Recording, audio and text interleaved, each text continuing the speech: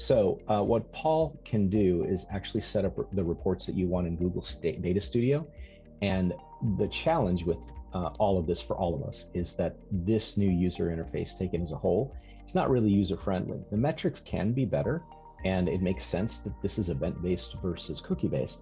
However, even for developers, this is a big challenge right now because it's so new and they're pushing it so early.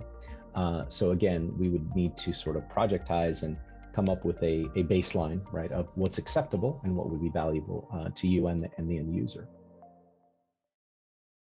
Looking for ways to make analytics simpler or more effective ways to understand your ad revenue? What if you could consolidate all of your sources of revenue data into a simple, powerful dashboard?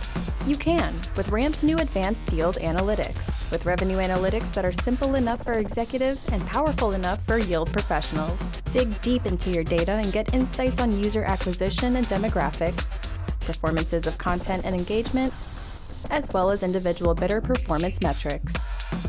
Learn more at www.playwire.com/analytics. Or if you're watching on YouTube, click the link below in the description of this video.